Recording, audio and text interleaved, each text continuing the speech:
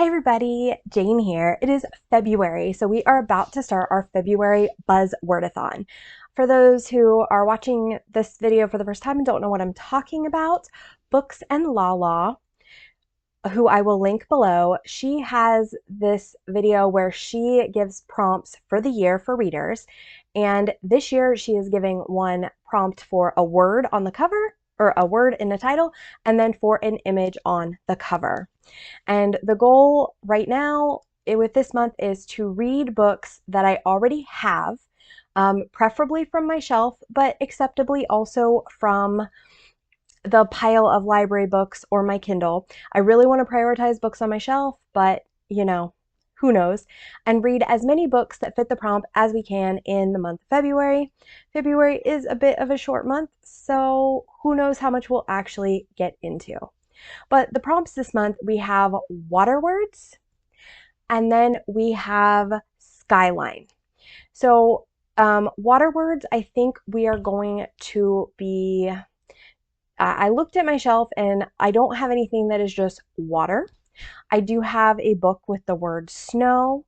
I have a book with the word ice. I have a book with the word ocean. So those are kind of ones that I'm thinking of picking up. I'm not going to do a TBR like I did last month. I'm just going to pick them up from my shelves and go with it so that I can mood read a little bit more and not necessarily have a plan, especially with skyline, because I am a romance reader and so many of my books have a skyline. So we're gonna see what we can find, but I wanted to let you know that's what we're doing. I'm so excited, and I'll see you when I pick up the first book. All right, guys, I have chosen our first book for this vlog, and it's a controversial choice. But I'm going to be reading The Ocean at the End of the Lane. So for anybody who is not familiar with the things happening, Neil Gaiman, the author, has been accused of some absolutely horrific things very recently. And I do not obviously approve of any of the things he's done. I do not condone them in any way, shape, or form. I think they are horrible. And I hope that the people who were hurt are able to get some kind of justice for what happened. That being said, this is a book that I've owned for a long time. I got it used from a library sale, and I want to read it so that if it is not something I want to keep, and I don't expect it is, it can get off of my shelves and go not here. So this will be the first book I'm going to be reading for this vlog. Ocean is obviously a water word, and so that is the inspiration for this choice. I will let you know when I've gotten a little ways into it. Check-in time. So I am about midway through the second chapter of Ocean at the End of the Lane, and I don't love this so far. I am actually a little bit confused about what is happening or what is going to happen.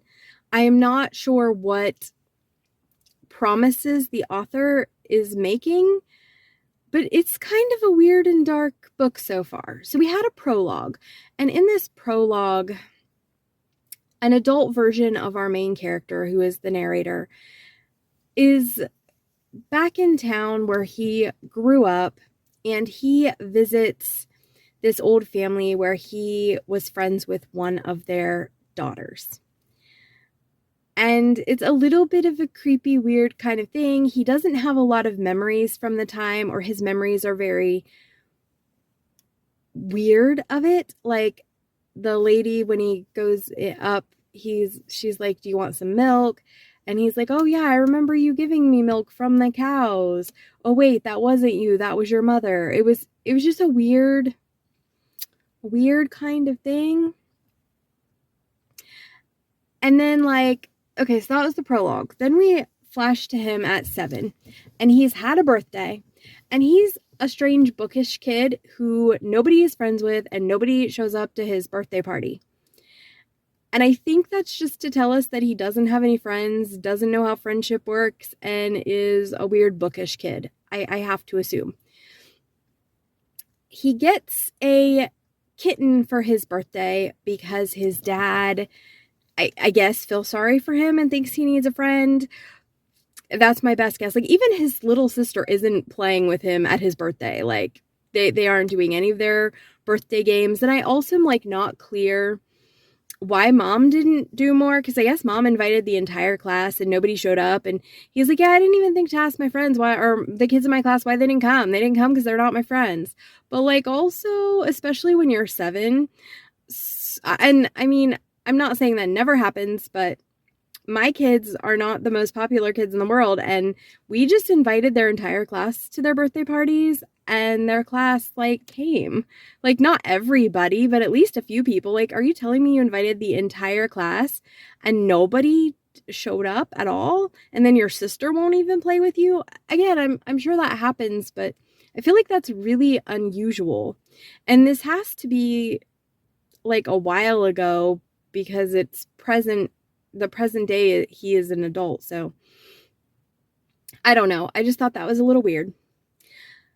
So anyway, he gets this kitten for his birthday, and a few weeks after getting the kitten, the cat gets hit by a car and dies. And it was hit by this guy who's boarding with them. I was a little unclear when the boarding situation started, but I guess his parents came to him and they had been wealthy and well off, and they're having some kind of financial crisis. And they're like, hey kid, you have this room. We're going to rent out your room. So you're going to go sleep with your sister now. Not in a weird way, but just like share a room with your sister, which that's something we don't do these days. As brothers and sisters don't share rooms unless, I mean, they've not past a certain age. And I think he'd be too old to share a room with his sister illegally, at least where I live. But anyway, the boarder who hit his kitten brings him this angry, mean adult cat who hates him. And the cat, I think, runs away. He's like, we had him a week. And so the cat runs away. And then their car gets stolen, and the boarder who brought them the cat is found dead in the backseat. And that's basically almost as far as I've gotten. So as this is going on and the police are investigating, this little girl who is the one that he was seeking out in the prologue lives by where the car was dumped and is all like, hey, she's 11 and he's 7. She's like, hey, let me take this kid away from the scene of the crime. They don't need to look at the dead body, which valid. But I think I just don't know what this book is about. And I'm having a hard time being engaged because everything in it is just kind of random. And I just want some kind of promise of what is this book that I'm even reading. Like, so far it's just been a lot of weird. And I don't really understand where the weird is leading. Are we having a murder mystery? Maybe, but then, like, I feel like if anybody's so far set up to kill this guy, it's Catboy, who you murdered my kitty. Also, why do we have a dead cat? And then a dead boarder? And I'm just very confused what any of this has to do with the water, the pond, I think it is. Like, there's water on the land that the 11-year-old girl who's his friend lives in. And she calls it the ocean at the end of the lane. Or the ocean. She calls it the ocean. At first he's like, did she call it the sea? He's like, no, she called it the ocean. And that was in his adult prologue while he's remembering things. And also, like, why is this guy showing up and doing all these weird things at this house when he doesn't really remember everything and he was 7? And I'll tell you, like, when I was 7, I have just a few memories of Friends, but certainly, like, not details of, like, what we did, weird little quirky sayings they had, the weird names that they called things. Like, I don't know. I played with friends, and I probably could kind of remember some of their names if they were semi-significant. And if I didn't know them past 7, probably not. But yeah, this book is just weird so far. And I'm hoping that I like it, and I'm hoping I get bored and I'm on board, and I'm hoping that something happens that is notable and I can be like, oh, okay, this is what the author was trying to do. I just was slow on the uptake. Here, they hinted at all this stuff, and I was just slow on the uptake. Now, I will say I've had very mixed experiences with Neil Gaiman's books. So, like, part of me is like, okay, Gaiman usually pulls it out of his hat and we can enjoy it. But I didn't love Coraline. I didn't love Neverwhere. On the other hand, Good Omens is one of my favorite books. And I absolutely love the Graveyard book. And I have not read it in years, but when I read it, I really liked the Anansi Boys. And I really liked American Gods. I don't know if I would like it as the reader I am now, but I read it when I was 23 or 24 and got into a whole Neil Gaiman kick and read several of his books. And most of them I thought were really brilliant. So I don't know if I would still feel that way as an adult reader. I don't know if this book is just not working for me because of the adult reader that I am, or if it could work for me and will work for me and I'm just not giving it time. But I just want to know what this book is about. And the author is being the main character or whatever is being very vague at telling me what is happening and hasn't hooked me in. And if this wasn't a Neil Gaiman book, I would have probably put it down already because I'm like, I don't understand what's happening. We have a dead cat, we have a dead boarder, and a kid who nobody likes because they don't come to his birthday party, who is now hanging out with the 7-year-old or 11-year-old who he is going to go and stalk her family when he's an adult. It's very strange. So yeah, I will check in when I'm a little further in, but so far it's not a hit. I'm not loving it. I don't fully know what we're doing here, but hopefully we turn it around.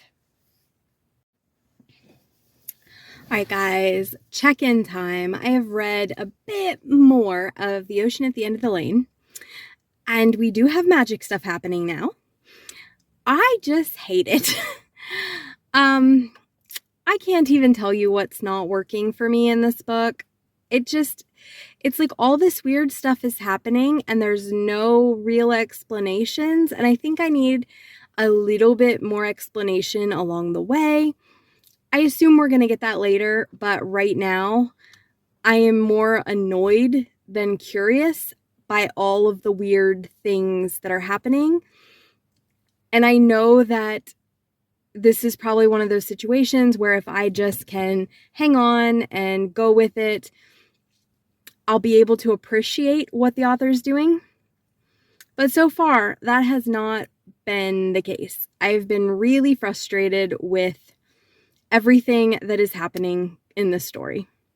So it is not in any way a murder mystery. We know what happened already to the guy who was found in the truck.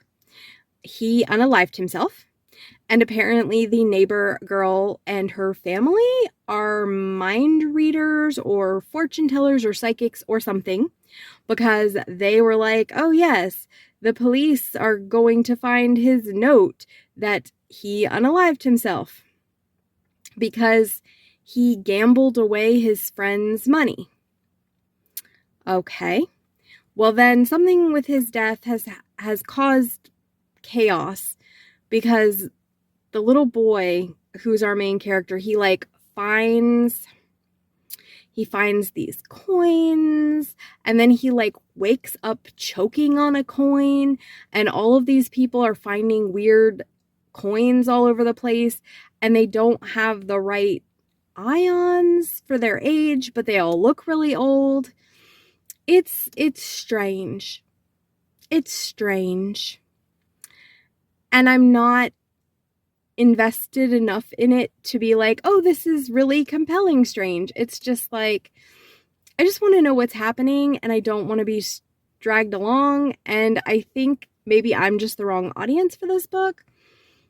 I didn't love Coraline either, and I feel like some of this might be like Coraline-esque of here's all this really weird stuff, and at the end we'll tell you what's going on, but it's not like grabbing me and making me interested in it, maybe.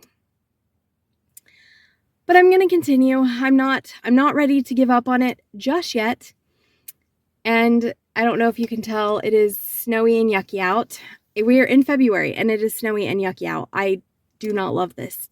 I do not love this at all. But regardless, I'm going to continue.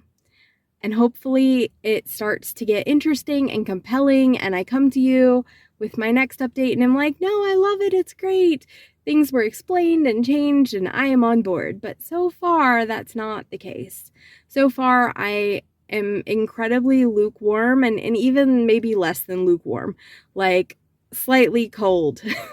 Slightly cold as far as my liking of this book. I'm like, I don't care. I don't care about any of this. Please make me care. Yeah, I'll let you know when I read a little bit more. Time for another car check-in. Sorry, this is just the easiest place for me to talk to you. I did finish The Ocean at the End of the Lane, and I ended up giving it 3 stars. I had really, really mixed feelings about this book. I don't think it did anything wrong. I just didn't like it, quite frankly. It reminded me a little of how I feel about abstract art. So, like, when I look at abstract art, I can appreciate that the colors are pretty and that, you know, it looks unusual and that it's eye-catching, but I like art that looks like something. And I felt like this book was maybe a little bit too abstract for me. I needed it to more completely tell me what it was trying to do. I needed it to beat me over the head a little bit more with the messaging. It was fine. I didn't enjoy it, but I don't think it was badly written. I think it just wasn't for me. So yeah, that was kind of a bummer that I didn't love it more, but on the other hand, I'm glad I can get rid of it. So that book is definitely going to be on hold because I will never read it again. I just don't even want to. I haven't decided yet what our next book will be. It will be the Skyline cover. And I think I'm probably going to try to choose a romance because we are really, really close to Valentine's Day. But I haven't 100% decided between a couple different books. So I will come to you hopefully later today and let you know what the next book I'm reading is. Hey guys, back with our next read. Our next read is going to be Kit McBride Gets a Wife. So this was actually a contender, and there was another book that I was heavily leaning on for this. Both of them have the skyline where the sky meets the ground. The other book was also a romance and was also a marriage of convenience trope, which this is. We're going to get into this. But I decided that this one seemed like a little bit more of an adventure. I also am pretty sure that this is one that I won for a Goodreads giveaway, and the other one was one that I bought used. So this book, I did read the first chapter just to make sure I was making the right choice. And this book opens with Junebug. And Junebug is living out in the Wild West, miles from town, with her 4 older brothers. She is in charge of all of the cooking and the cleaning, and she is not very good at any of it. Her brothers are just kind of like, just do it, make it work. But she is lonely, and she is struggling, and she is frustrated. They own some kind of store or post, supply post, and one day these men come in and she writes letters as part of like her helping to earn money for the family. And one of the men that comes in and wants a letter written is looking for, is replying to a mail order bride ad. I don't know how old Junebug is. The way that she's written makes me think closer to like 12 or 13, but she could definitely be a little younger or definitely be a little older.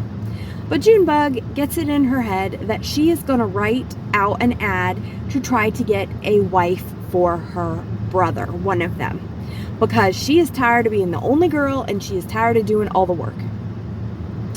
So I love me a good arranged marriage story. I was a little bit concerned, and I still am, that this may not be a traditional, quote, romance, because when I open it, we have Junebug telling us the story instead of the girl or the guy. So that has me a little bit nervous. The voice is also very accented, which right now is doing okay with me. It could definitely be a turnoff later on. And this book also seems like it's going to be very funny, which I'm excited about for now, but humor is really subjective and it could definitely take a turn. So this book I chose over the other book mostly because I think this book I'm either going to really enjoy and have a good time with, or this book will end up DNF'd fairly quickly. I could be wrong, but this seems like a book that I'm either going to love or I'm not going to love. And I'm gonna, I don't see me ending at a 3-star on this. The other book that I was considering was a Harlequin. And I love Harlequin. Okay, I'll be really clear. I love Harlequin. They're typically a 3 or 4-star read for me. Harlequin is very good at delivering a story that I enjoy. A lot of times it's not a favorite. It's not a book that I'm going to hold on to forever, but it's a good, solid romance. So I love Harlequin, but I kind of knew what I was getting into with my Harlequin, and I wanted something a little more wild and crazy, and possibly, like, this book could be a DNF. It could be a 5-star. Who knows? Where a Harlequin, most of the time, it's a 3, it's a 4. I'm happy with it. It's a good time reading it. Sometimes the older ones I'll DNF, but this was not that old. And I just thought, I'm going to go with the one that I think A is a giveaway winner read anyway, because I need to get it read and, reviewed, but also because this one could go in so many different directions that it's a little bit more exciting. So I did read the first chapter just to make sure I liked it. Like I said, the voice could get irritating. We'll see how that goes. But tomorrow I have a ton of doctor's appointments, so I'm going to take the book with me and see if I can get a good ways into it, and I will check back in with you once we've gotten a little further into this book. Check-in time. I am halfway through Kit McBride Gets a Wife. And right now, I am liking it, but I don't love it. So if I had to rate it right now, it would probably be a 4-star. So I am enjoying the concept of it. I think it's very funny. I think it's very entertaining. It's a little voicey. The writing is very particular, and it's not necessarily hindering my enjoyment, but it's there. You can really tell. Also, the book it feels a tad, I don't want to say it's slow, but like there's not a lot of book left and it feels like not a lot's happened. And I'm not sure I'm invested in the romance per se. So I'm not even sure this is technically a romance, because Kit and Maddie just haven't spent a whole ton of time together. So let me back up and tell you kind of what's going on in the book. These are minor spoilers, but I think almost everything we're going to talk about is on the back blurb of the book. So I believe I already told you in the first chapter, Junebug, who is Kit's little sister, she puts out an advertisement for a bride for her brother Kit. Maddie is a girl who is a maid in Ireland. She has had a love affair with the man of the house where she was working. He brought home a wife, and she decided she didn't really want to work there anymore. She was told that there's opportunities in America, so she goes to America, and she gets put with this widow who needs a maid. Now, she's like also her companion. She's kind of supposed to be doing everything for this lady. And she figures out that this lady doesn't have any money and no way to pay her, and that she has basically been working for free. And the lady is like, well, after my husband died, his son's inherited, and I'm getting kicked out of my house. So what we're going to do is we're going to go out west. I am going to marry this guy from an advertisement, and he will pay you your wages that I owe you and help you get a ticket back to Ireland. Because the girl is like, I just want to go home. This is not working for me. I don't love America. And, she doesn't like working for the widow. The widow's like, it'll be fine. As soon as we get out there, this guy will pay your way. Well, they arrive in Montana and realize that it's not real grand. And the widow is used to a very life of luxury. Her husband was one of those older men, very rich. And the widow decides she is not having this. She does not want to live this life. So she basically tells Maddie, she's like, hey, I'm leaving. I am going to run off with a miner who is making better money. And you can have this Kit blacksmith guy. Good luck. So she leaves the letters that were written back and forth. And Maddie is not looking to get married. She is just very much like, I just want to get my money and my train ticket back home. So she goes and seeks out Kit. Well, as she arrives, there is an accident and a misunderstanding. So she falls and is hurt to the point that she is unconscious. And Junebug has explained that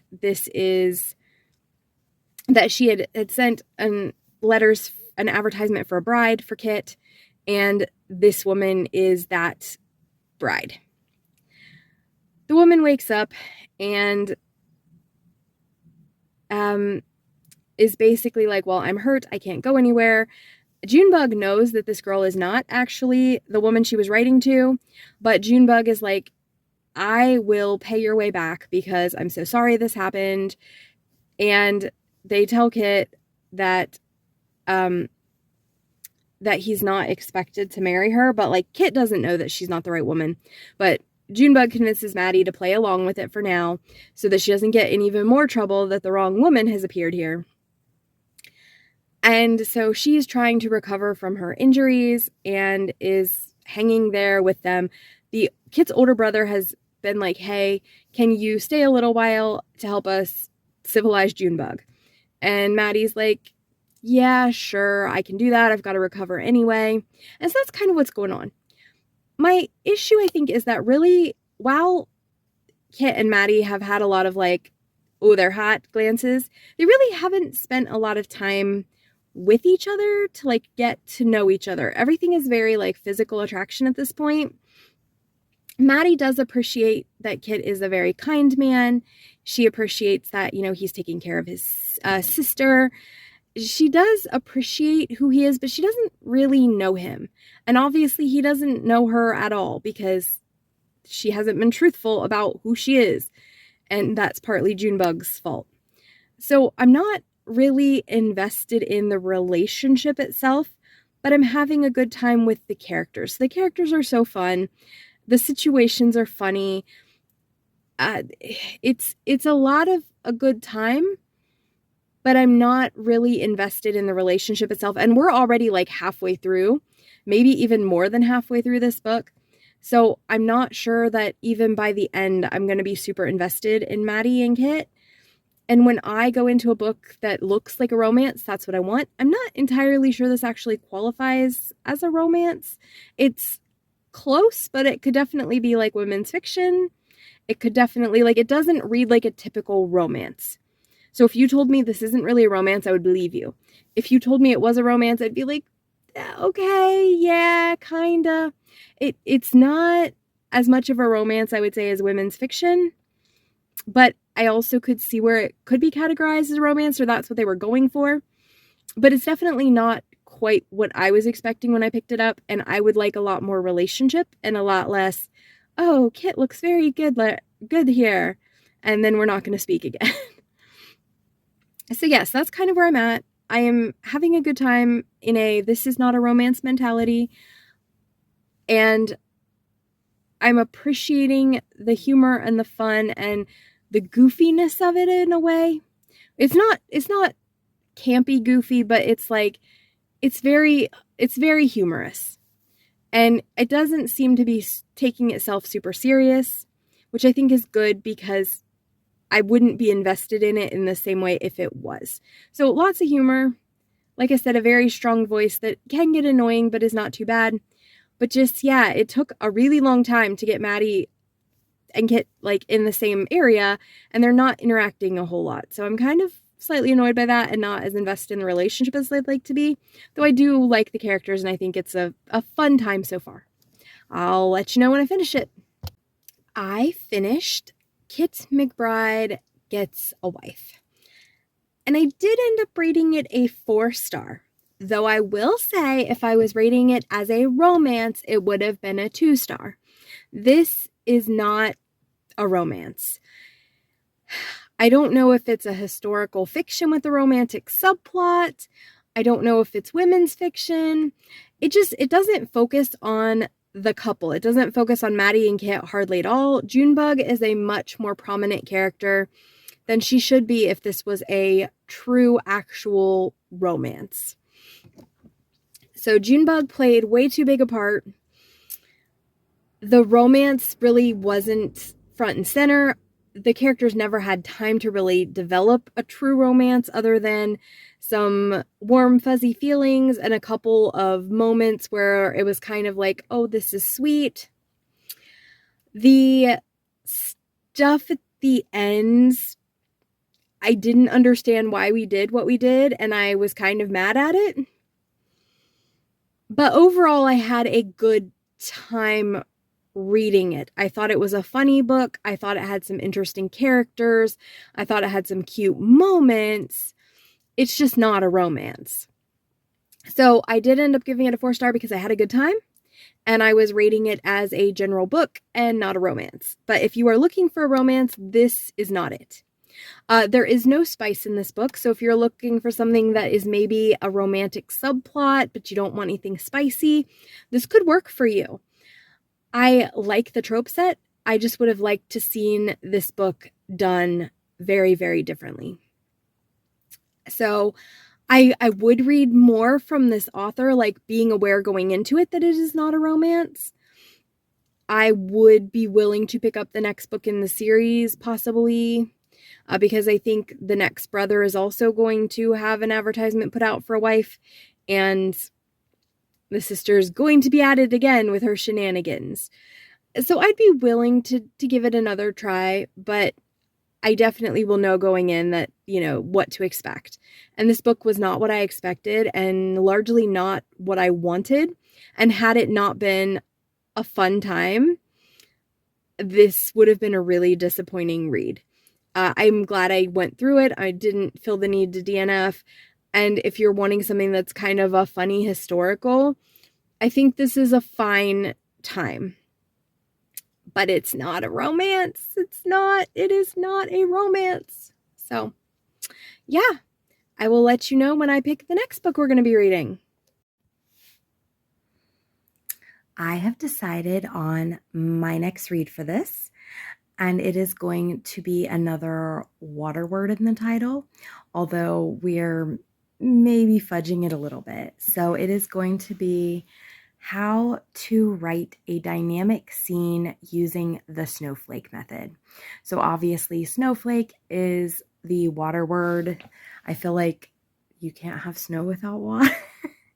Again, we're probably like pushing it a little bit, but that is going to be my next read. If only because one of my goals this year is to read one writing related book a month. and I haven't done that yet for February, and February is almost over. And this is a fairly short book, and it looks like it's going to be a fairly easy read, hopefully like just a couple days. So I will get that goal-oriented thing out of the way. I still would like to do one more book after this that is another Skyline cover.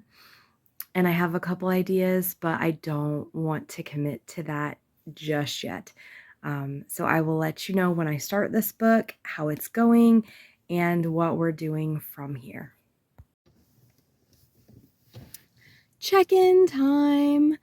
So I finished How to Write a Dynamite Scene using the Snowflake method, and I ended up giving it 4 stars. I thought it had really good, solid information. It was really readable, and it was mostly for writers about how to write conflict and make sure your scene has conflict in it. Back when I was taking creative writing classes, it was called Scene and Sequel, which is basically what this book was a class in scene and sequel. I think it would be great for beginner writers. As a more advanced writer, I didn't necessarily think it had much that was new and exciting to me, but I didn't think it was a bad book. And I certainly would recommend it to newer writers. And for a nonfiction, it was very short and sweet and to the point and readable. I loved that they gave examples using the Hunger Games and The Godfather and Outlander. So I was kind of aware of their examples, like they made sense to me. It wasn't, as I've seen in some creative writing books, the author quoting their own books, and it's books I've never read. And sometimes that works because you can go read them, and sometimes it doesn't. And it's just like, yeah, I wish you would have quoted something a little more popular that I would have seen. So yeah, I did enjoy that. I am starting one more. Now it is the February 25th. So I don't know if we're actually going to finish this one by the end of the month, but it is an audiobook. I just haven't had a ton of time for audio, but I'm already 20% through, and that is Hang the Moon. This is about Annie and Brendan. Annie was growing up and was best friends with Darcy. Darcy is Brendan's sister. So Annie goes to visit Darcy, but it's a surprise, and Darcy is out of town. So Brendan decides he is going to, he has to go let her in Darcy's apartment, and then he decides that he is going to show Annie around and show her a good time. And he makes apps. He is a software designer for a dating app.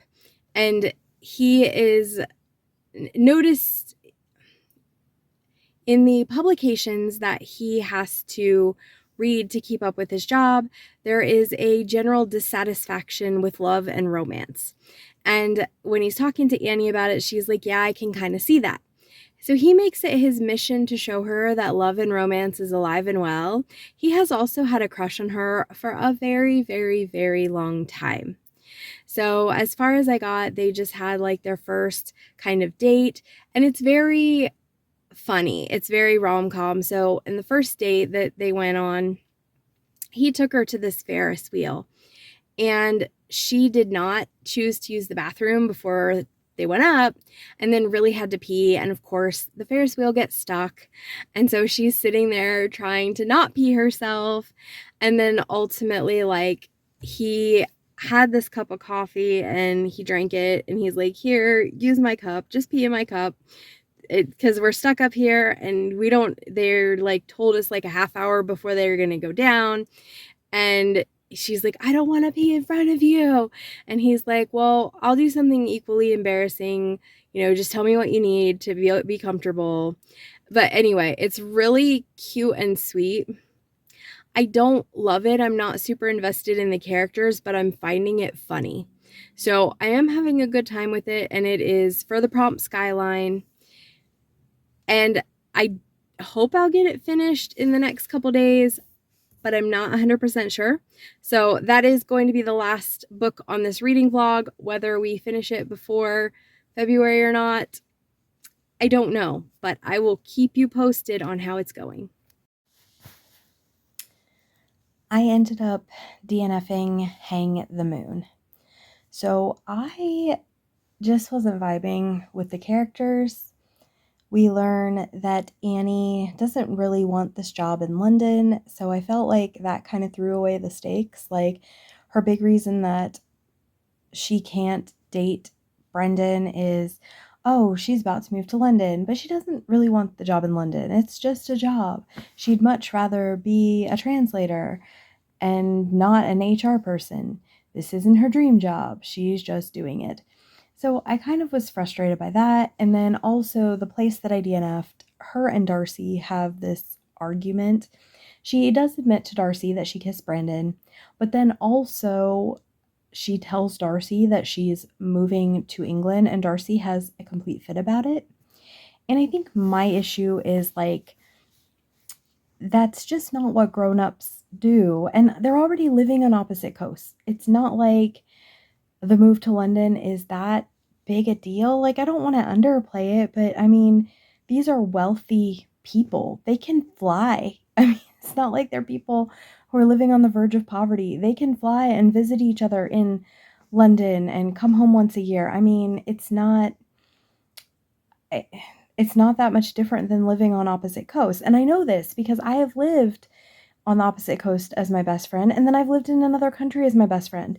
We were both military spouses for a while, and one of her husband's deployment, or one of her husband's stations was in another country. And did it suck? I mean, a little bit, but we managed. I certainly didn't have a fit like Darcy has with Annie, and I just got really angry about and frustrated with this whole thing. Like, you can be friends and maintain a friendship and live in different places. It would be different if they were like seeing each other every day, and I could see that initial like, oh my gosh, you're leaving me and you're going far away, but they already live in different coasts.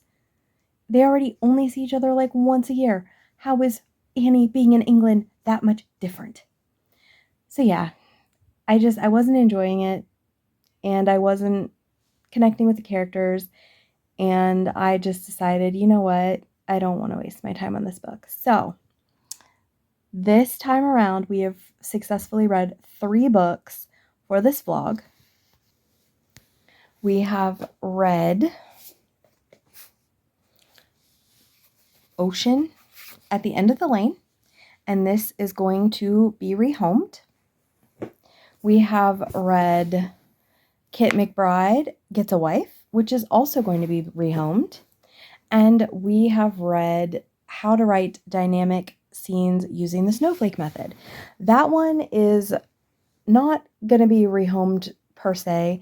My writers group, we have a lending library, and so it will be added to the lending library so that the other writers in my writers group can have access to it. But yeah, so successful, 3 books off my shelf and 1 book returned to the library. So yeah, that's a win. So I am enjoying doing this Buzzwordathon, and I cannot wait to continue next month. All right, guys, this has been Jane. Like, subscribe, and I'll see you next time. Bye. Pictures and patterns put into words that stream across the page.